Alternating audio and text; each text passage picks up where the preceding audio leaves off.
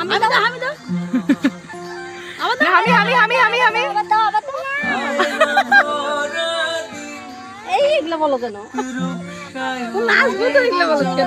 নোংরা কথা বলে নিম্মিকে হাবি দিতে বলে।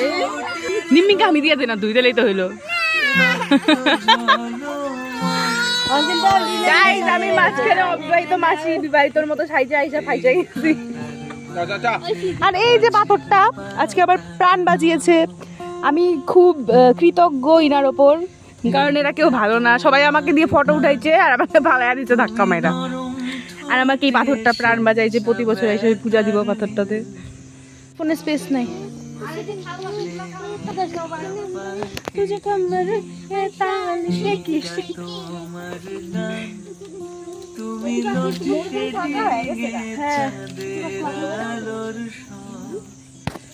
দেখতে পেলে তো বিহাইন্ড দ্য সিন কি হয়। আসলে সব ভাই বোনরা থাকলে না এই মজা খুনসুটিগুলো হয়। তবে একটা কথা কি বলতো, আমি আমার দিদিদের সাথে যে এরকম মজাগুলো করি সেগুলো হয়তো আমি আমার বন্ধু বান্ধবদের সাথেও করতে পারি না, যদিও আমাদের এজ ডিফারেন্সটা কিন্তু অনেকটাই।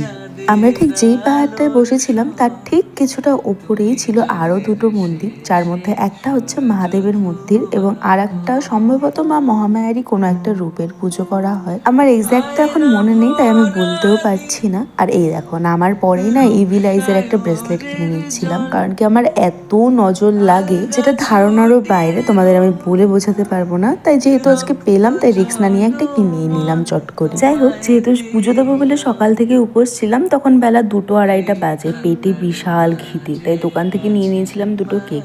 হ্যাঁ, বলে রাখি মন্দিরে কিন্তু বেশ খাওয়ার দোকানও আছে, মানে পরোটা তোমরা পেয়ে যাবে। তবে যেহেতু ওই অবেলায় আর পরোটা খাবো, তাহলে বাড়ি গিয়ে আর ভাত খাওয়া হবে না, এই ভেবেই তখন আর পরোটা না খেয়ে কেক খেয়ে চলে এসেছিলাম বাড়ির পথে। এবারে আমাদের বেরোতে এতটাই দেরি হয়ে গেছিলো যে সেরকম অটো আমরা রিজার্ভ করার মতো পাইনি, তাই যাওয়ার সময় তো চলে গেছিলাম, তবে আসার সময় আমাদের ফিরতে হয়েছে টোটো করে। আর আমার সত্যি এই বিষয়ে কিচ্ছু জানা নেই যে এত বাইরে থেকে মানুষ মায়ের দর্শনে আসে, পুজো দিতে আসে, তবে তবুও কেন এই মন্দিরের রাস্তাটা এখনো পর্যন্ত ঠিক করা হয়নি, মানে এত বাজে রাস্তা।